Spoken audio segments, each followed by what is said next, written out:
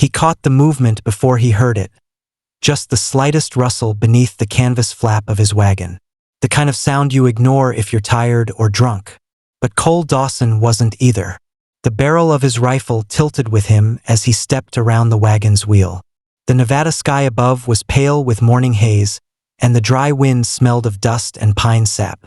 He moved quiet as breath. 20 years driving freight had taught him to listen more than talk, and right now something was trying not to be heard. He yanked the canvas back. A girl, maybe 17, maybe younger, froze with a strip of jerky halfway to her mouth. Her hands were filthy, fingernails black with grit, and her dress was more rag than fabric. Big eyes stared back at him, wide as wagon wheels, but there was no fight in them, just bone-deep hunger and something quieter, something like shame. Cole kept the rifle aimed but low. "Put it down," he said. She didn't move. Not right away. Her throat worked like it was trying to find words, but none came. The jerky trembled in her hand. He stepped forward. "I said put it down." Her voice cracked when it came. Dry. Hoarse. Like bark tearing off a tree. "I haven't eaten in days." The wind kicked up dust between them, lifting her tangled hair into the air for a second before it fell back across her face. She lowered the jerky slowly, not dropping it, just letting go. Her hands stayed in the air, trembling a little. Cole looked her over. Bare feet, one ankle bruised. Knees scraped. The kind of lean that didn't come from choice, starvation, not fasting. She wasn't armed. She wasn't dangerous. But still, there was something he didn't trust. Too calm. Too still. He lowered the rifle. "Stay right there." She didn't move. He walked to the front of the wagon, opened a box, and came back with a tin cup. Water from his own canteen. He handed it to her wordlessly. She stared at it like it was a trick, then took it with both hands and drank so fast it spilled down her chin. Cole let her finish the whole cup, then handed her the jerky again. She took it slower this time, chewed carefully. "You alone?" he asked. She nodded. He waited. She didn't offer more. Cole glanced at the tree line. They were camped near the base of some red rock foothills west of Pioche, heading toward Carson with a wagon of mining gear and dry goods. 3 days into the trip, this girl hadn't come from town. She'd come from nowhere.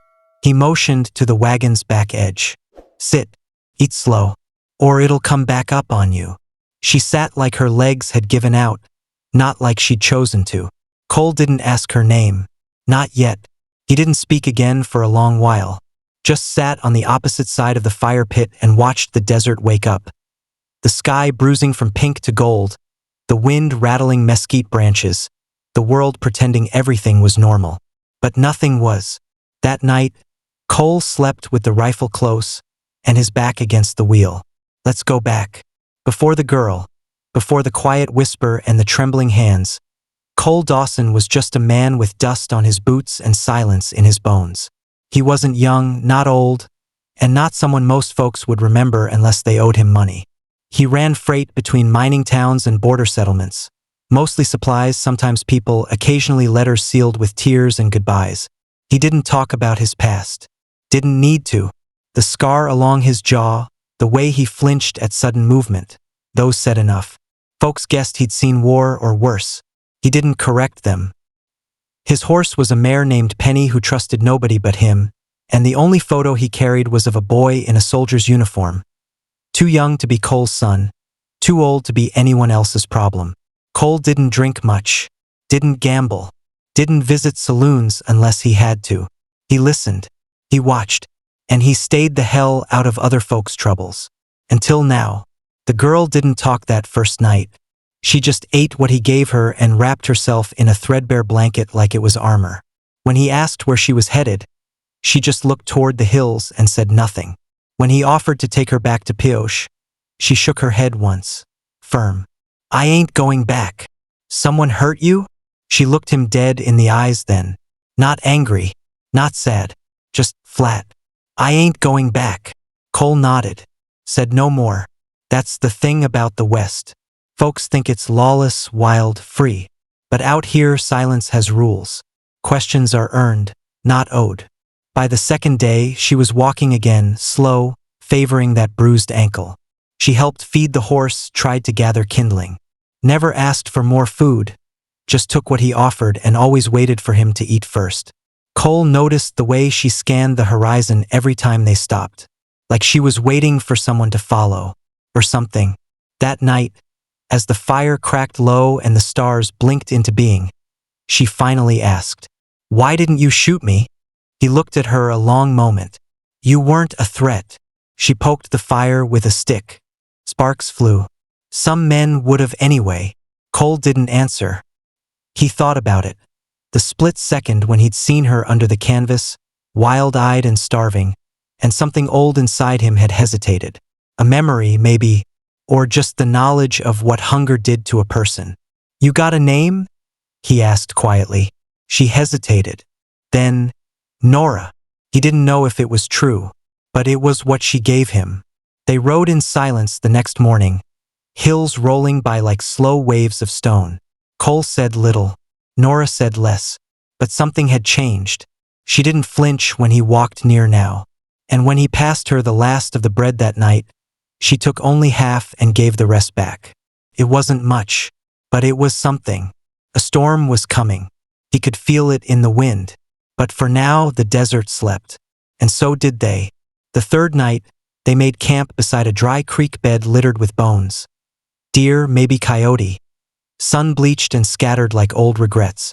Cole didn't like stopping near places like this. Places where silence seemed too deep. But Penny was limping and the wagon axle had begun to groan.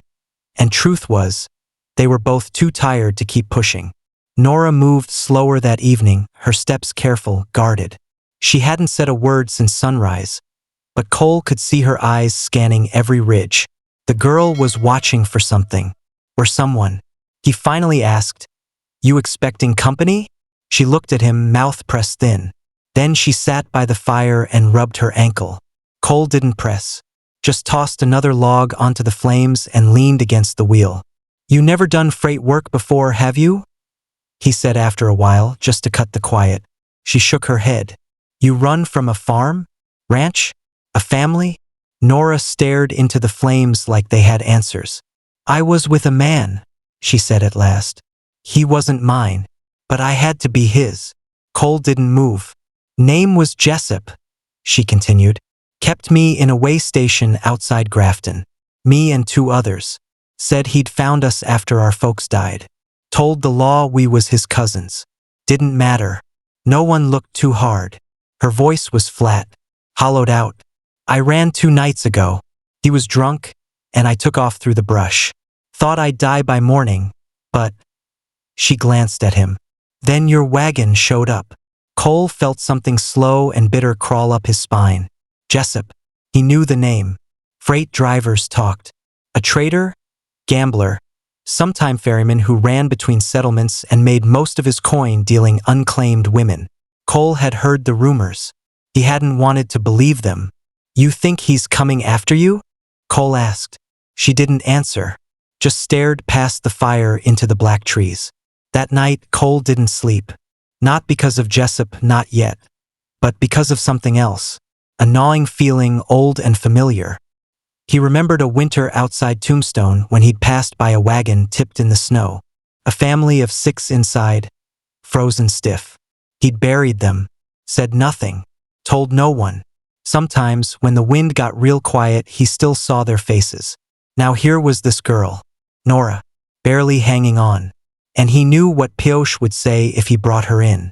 Knew the looks he'd get, the questions. Men might remember Jessup, but not kindly. And a girl in ragged clothes riding with a man like Cole? That'd bring more trouble than truth could fix. By morning, Penny wouldn't move. The mare stood with one leg cocked, head low, sweat on her neck despite the cold. Laminitis, Cole figured. Maybe a stone bruise. Either way, they weren't going far. He unhitched her gently, then told Nora to stay with the wagon. "I'll walk into Bell's Junction," he said. "Day and a half out. I'll bring back another horse." She didn't argue, just nodded and tightened her shawl. Cole took the rifle and a pack and started off, boots crunching frost. He'd made it a mile before he saw the buzzards. They circled high above the trail, lazy and sure, drifting over a bend just ahead. Cole slowed.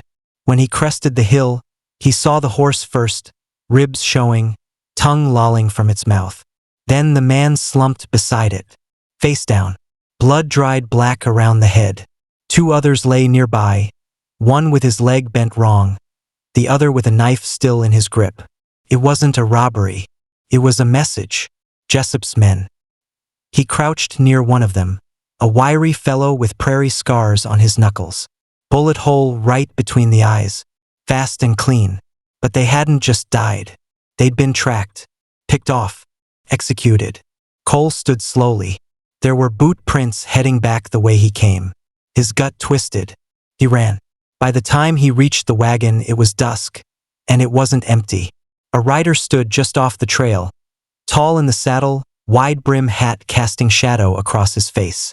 Two others sat mounted behind him, rifles angled low but ready.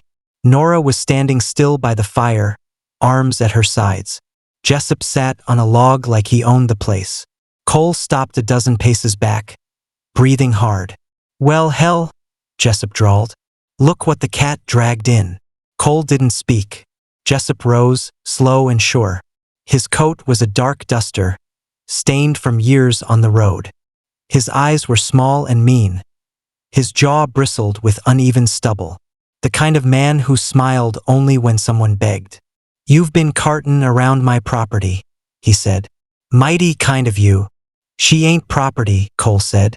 Jessup laughed. "That so? Then what is she to you?" Nora didn't look up. Jessup's boots scraped the dirt as he stepped closer to Cole.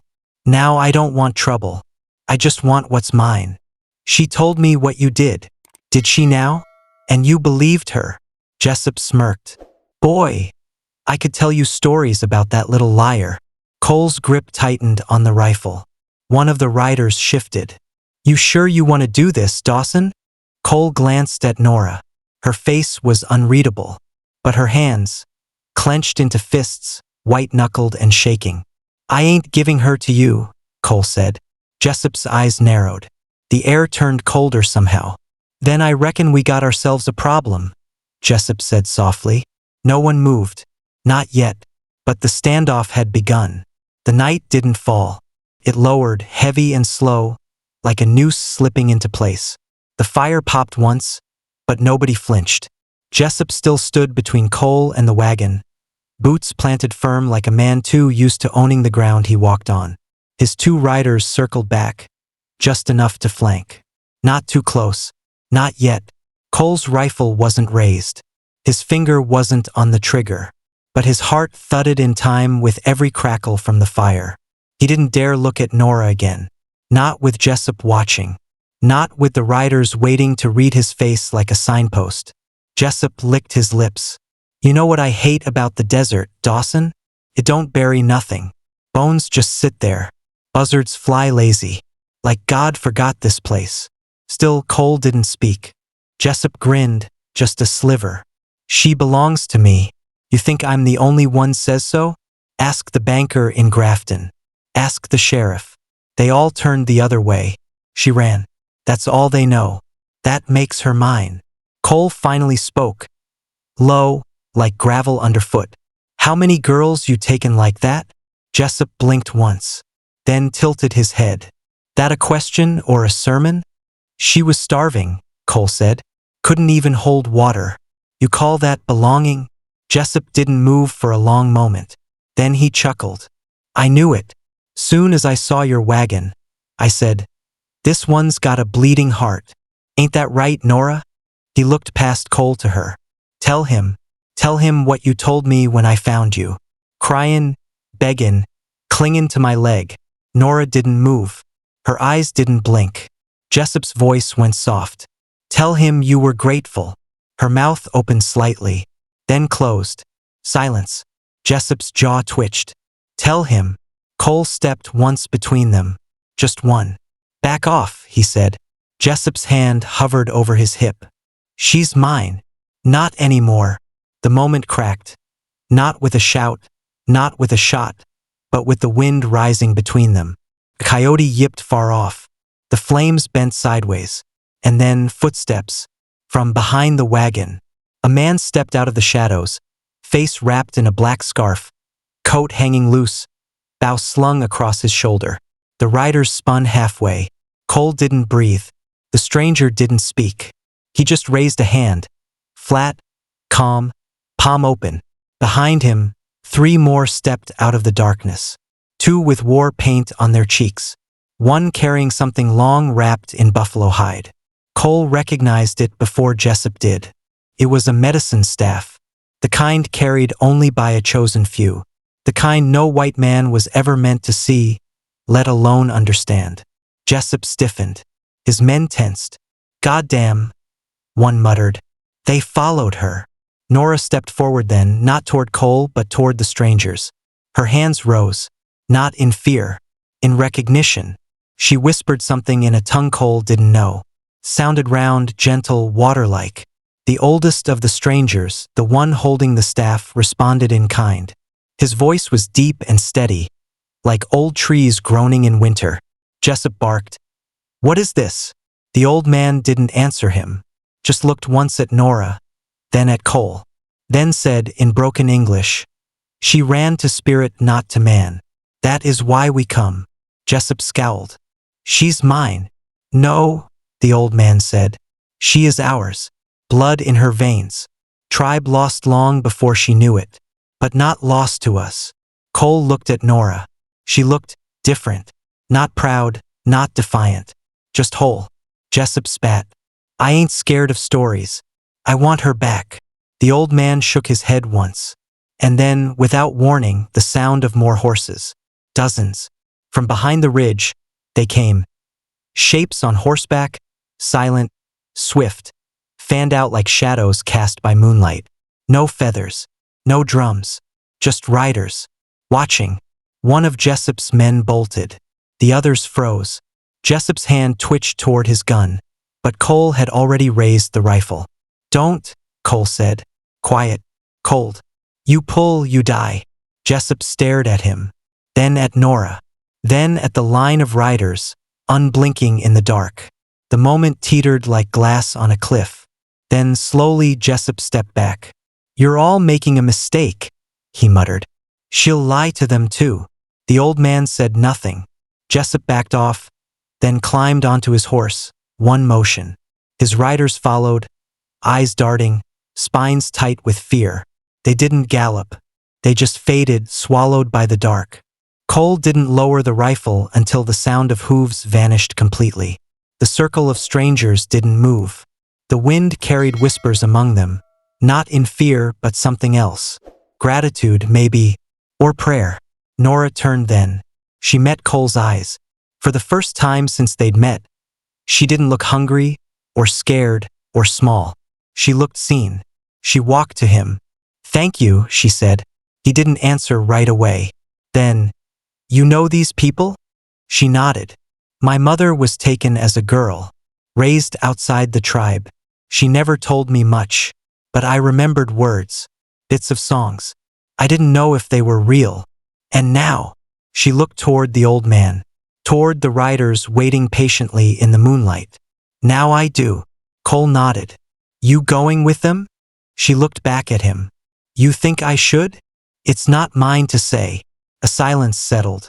Then the old man raised his hand again, beckoning gently. Nora stepped toward them. But before she left, she took something from her dress. A piece of folded paper worn and torn at the edges, and handed it to Cole. He opened it. Faded ink, barely legible. A child's drawing. A girl in a red dress, standing between 2 mountains. The words below were written in uneven letters. "Find me." Cole folded it quietly. Then he watched her go. Cole stayed by the fire long after the riders disappeared into the canyon's shadowed mouth. The coals glowed low, sending soft orange light across his boots, across the dirt where Nora had stood. Above him, the stars blinked wide and sharp, endless and cold. He listened to the silence. No crickets, no wind, just the echo of her voice lingering in the dust. "Find me." She hadn't said it aloud, but she'd drawn it once, long ago, before hunger hollowed her out. A message from some part of her that still believed the world would answer if she asked hard enough. Cole stared at the folded paper in his hand. A girl in a red dress, between two mountains. He should have gone to sleep. Dawn would come fast, and Penny still couldn't walk. He'd need to hike to Bell's Junction on foot, trade whatever gear he could for a mule or fresh team. Jessup might still be out there, watching, circling like a snake too proud to slither away. It'd be smarter to keep moving. But Cole didn't sleep. He just sat there, paper in hand, staring into the fire, trying to remember the last time he'd been part of something that felt like right. 2 days passed. The walk to town was hard. He left Penny behind with a bag of oats and the rifle tied under her halter. She'd limp into town on her own if she had to. She was smart like that. Cole took just enough with him to barter. A box of spare tools, an old wool blanket, and the cracked silver watch he hadn't wound in years. When he reached Bell's Junction, he didn't head to the saloon or the stables. He went straight to the old blacksmith's shed. "Don't sell to me," Cole said. "Just trade." The smith was a Paiute man named Elijah who barely spoke English and didn't much like white men. But he took the tools, took the blanket, and gave Cole a mule with one blind eye and a gentle soul. No questions. No words. Cole left town before sunset. By nightfall, he'd found Penny again. Grazed and tired, but alive. And still, he didn't turn toward Carson City. He turned east, back toward the Red Canyons, back toward the drawing. Took him 6 days. He followed the old tribal markers carved into rocks, spirals, handprints, moon shapes. He found a trail no settler would have seen, hidden by fallen cedar and thorny brush. He slept in caves, crossed bone-dry ravines, and let the mule lead sometimes. That old animal seemed to know the land better than he did. By the 7th day, he saw them. 2 mountains, jagged and red, rising like split teeth from the earth. And between them, a cluster of canvas dwellings and buffalo hide tents, barely visible unless you were looking hard. He stopped his mule at the ridge and waited. Within minutes, they saw him. A single rider came forward, then another, both with bows but no arrows drawn. Cole raised both hands. "I ain't here for her," he said. "I'm just here to give her something." They said nothing, but they let him pass. Slowly, quietly, like a man walking into sacred ground. The camp wasn't big, maybe 40 people. Children watched him from behind skirts. Old men eyed him with a cold patience. A woman with streaks of white in her braids nodded once. Not welcoming, not warning, just acknowledgement. And then he saw her. She was grinding corn by a fire, sleeves rolled up, hair braided in a way he hadn't seen before. She looked stronger, not heavier, just planted, like her roots had found soil again. She stood when she saw him, didn't smile, didn't speak, just walked over. He reached into his coat and took out the folded paper, now wrapped carefully in a strip of leather to protect it from rain. "I think you dropped this," he said. Nora took it. Her hands looked different now, steadier. She opened the paper, looked at the drawing, then looked at him. "You found it," she said. "I did." She nodded. Then, quietly, "You want to know what it means?" "I think I do." Nora looked up at the 2 mountains above them. The wind moved her hair. Her eyes were clearer now, not afraid to meet his. "My mother drew this with me, before she died. Said if I ever felt lost, I should come between the mountains and ask for a name." Cole waited. "I didn't know what that meant until I got here. I didn't know I had a name. But I do." She touched her chest, gently. "Sawana. It means the one who remembers." Cole looked down at his boots, then back at her. "I'm glad you did," he said. She nodded again. Then, after a silence, "You want to stay for the fire circle?" "I wouldn't belong." She shrugged. "Belonging's not something people give you. It's something you choose." Cole looked past her, toward the gathering smoke and children's laughter. And for the first time in a long while, he thought maybe, just maybe, he might sit for a while. He tied the mule to a tree, took off his hat, and walked toward the circle. Not as a savior, not as a protector, just as a man who had listened to a whisper and found his way back to something like home. The fire was low when Cole found a place at the edge of the circle. Not too close, not far. Just near enough to feel the warmth without drawing eyes. A few glances met his, quiet, unreadable, but no one told him to leave. The flames danced high with wind, casting long shadows on the red dirt. Children huddled together, whispering and watching the elders. A few women passed cups of pine tea, their movements slow, practiced. The whole scene felt like a ceremony, but no one had announced it as such. It just was. Nora, Tsawana now, sat across from him. Her back was straighter, her jaw no longer set in tension. She didn't try to talk to him, and he didn't try to break the silence. They both understood words weren't the thing that needed sharing. An elder began to speak. His voice was soft, full of weather and time. It wasn't English, and Cole didn't know what language it was, but the tone needed no translation. This was a story, a history, not the kind written in books or scratched into stone, but one remembered, like breath passed from one mouth to the next. The fire popped. Sparks drifted into the night. Nora looked up, her eyes shining not with tears, but with clarity. Cole saw it. She wasn't running anymore. He stayed 3 nights. Didn't plan to, just did. The camp moved once during that time, not far, just enough to follow the water. Cole helped break down tents, load packs onto horses. He didn't speak much, didn't ask questions. But no one pushed him away. On the second day, a boy handed him a bow, crude, short-limbed, with a frayed string. The boy said nothing, just handed it over and walked off. Cole strung it slowly, tested the pull. He hadn't held one since he was young. When he turned, Nora was standing there. "He likes you," she said. "Says you look like a turtle. Slow, quiet." Cole chuckled. He's not wrong. They sat together after that. Shared some bread cooked under stones. Drank bitter tea that made his tongue numb. She told him her mother had been stolen from the tribe as a girl, forced to marry a white freighter, and died giving birth beside a trail no one marked. "I don't remember her," she said. "Just the songs she used to hum when she thought I was asleep." Cole stared into the fire. "You know how old you were?" She shook her head. "Maybe 6. Maybe younger. Ever find your father?" "No," she said. "But I think I don't need to." That silence settled between them again. Not heavy, just quiet. He finally asked, "What will you do now?" Nora leaned back on her hands, looked up at the stars. "I'll stay for a while. Learn the names of things. Learn my own name, too. And maybe help others who come like I did. Scared. Half dead. Still breathing." Cole nodded. "That's a good thing to be." On the morning of the 4th day, he packed up to leave. The mule had rested. Penny, tied nearby, gave him a slow blink like she understood.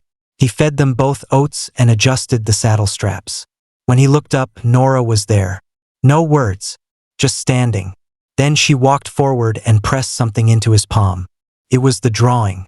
The same one, but different.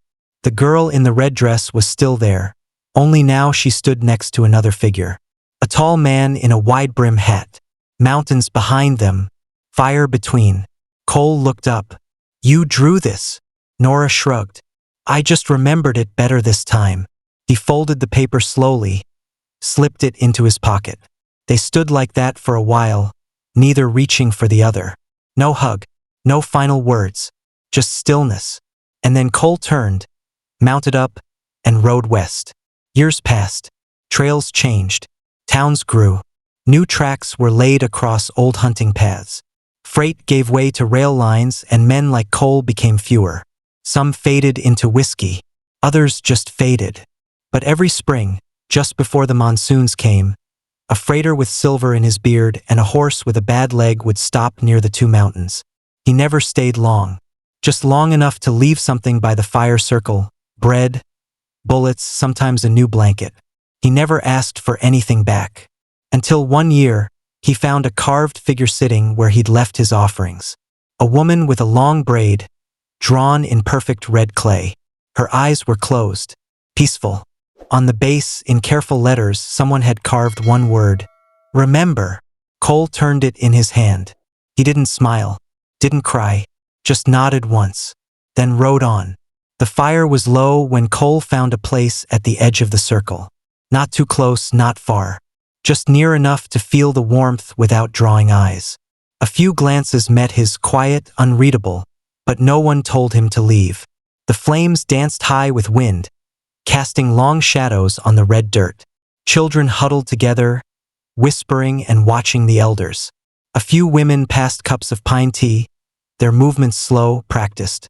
The whole scene felt like a ceremony, but no one had announced it as such. It just was. Nora, Tsawana now, sat across from him. Her back was straighter, her jaw no longer set in tension. She didn't try to talk to him, and he didn't try to break the silence. They both understood words weren't the thing that needed sharing. An elder began to speak. His voice was soft, full of weather and time. It wasn't English, and Cole didn't know what language it was, but the tone needed no translation. This was a story, a history, not the kind written in books or scratched into stone, but one remembered, like breath passed from one mouth to the next. The fire popped. Sparks drifted into the night. Nora looked up, her eyes shining not with tears, but with clarity. Cole saw it. She wasn't running anymore. He stayed 3 nights. Didn't plan to, just did. The camp moved once during that time, not far, just enough to follow the water. Cole helped break down tents, load packs onto horses. He didn't speak much, didn't ask questions. But no one pushed him away. On the second day, a boy handed him a bow, crude, short-limbed, with a frayed string. The boy said nothing, just handed it over and walked off. Cole strung it slowly, tested the pull. He hadn't held one since he was young. When he turned, Nora was standing there. "He likes you," she said. "Says you look like a turtle. Slow, quiet." Cole chuckled. He's not wrong. They sat together after that. Shared some bread cooked under stones. Drank bitter tea that made his tongue numb. She told him her mother had been stolen from the tribe as a girl, forced to marry a white freighter, and died giving birth beside a trail no one marked. "I don't remember her," she said. "Just the songs she used to hum when she thought I was asleep." Cole stared into the fire. "You know how old you were?" She shook her head. "Maybe 6. Maybe younger. Ever find your father?" "No," she said. "But I think I don't need to." That silence settled between them again. Not heavy, just quiet. He finally asked, "What will you do now?" Nora leaned back on her hands, looked up at the stars. "I'll stay for a while. Learn the names of things. Learn my own name, too. And maybe help others who come like I did. Scared. Half dead. Still breathing." Cole nodded. "That's a good thing to be." On the morning of the 4th day, he packed up to leave. The mule had rested. Penny, tied nearby, gave him a slow blink like she understood. He fed them both oats and adjusted the saddle straps. When he looked up, Nora was there. No words, just standing. Then she walked forward and pressed something into his palm. It was the drawing. The same one, but different. The girl in the red dress was still there, only now she stood next to another figure. A tall man in a wide-brim hat. Mountains behind them, fire between. Cole looked up. "You drew this?" Nora shrugged. "I just remembered it better this time." He folded the paper slowly, slipped it into his pocket. They stood like that for a while, neither reaching for the other. No hug, no final words, just stillness. And then Cole turned, mounted up, and rode west. Years passed. Trails changed. Towns grew. New tracks were laid across old hunting paths. Freight gave way to rail lines, and men like Cole became fewer. Some faded into whiskey. Others just faded. But every spring, just before the monsoons came, a freighter with silver in his beard and a horse with a bad leg would stop near the 2 mountains. He never stayed long. Just long enough to leave something by the fire circle. Bread, bullets, sometimes a new blanket. He never asked for anything back. Until one year, he found a carved figure sitting where he'd left his offerings. A woman with a long braid, drawn in perfect red clay. Her eyes were closed, peaceful. On the base, in careful letters, someone had carved one word. "Remember." Cole turned it in his hand. He didn't smile, didn't cry, just nodded once, then rode on.